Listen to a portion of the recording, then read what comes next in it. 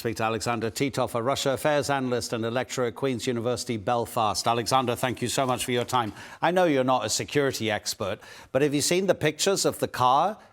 Are you surprised? The car doesn't look as if it's armored.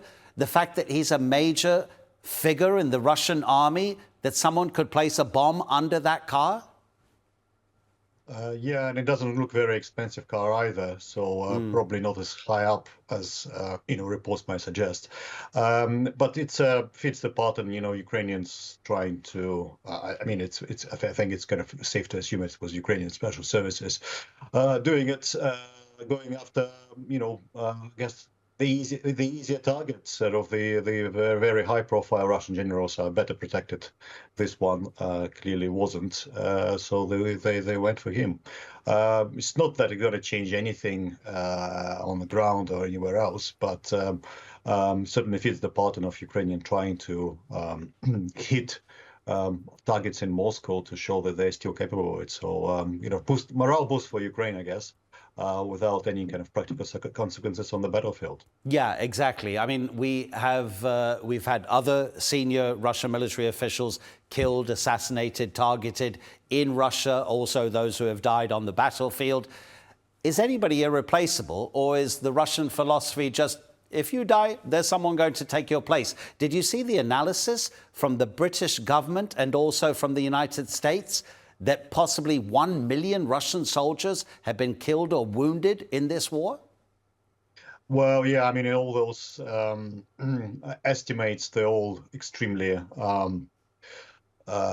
flaky, and I wouldn't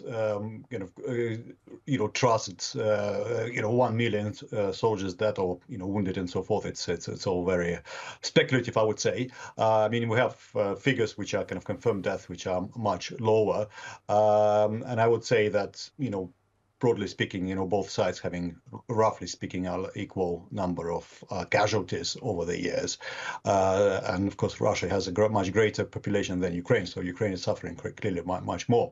But whether anybody is irreplaceable, well, the Russian army is not going to collapse of this because of this. I mean, there's some targets were obviously more sensitive than others. Don't think this is a particularly sensitive one, but the basic logic, you have escalation of Ukrainian attacks on oil tankers in the Black Sea.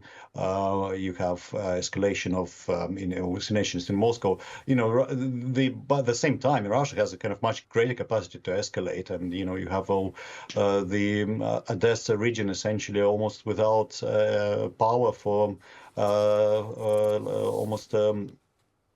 almost 2 weeks now, and Ukrainian grid is on the verge and so forth. So this escalation can go both ways, and Russia certainly has a bigger capacity. So Ukrainians are doing what they can, but clearly they're not as capable as Russians are, because you have one car exploding in Moscow, then you have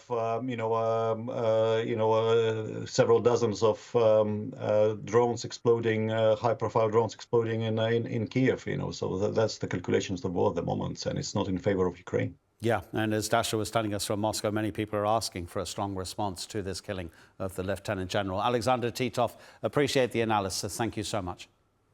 Thank you.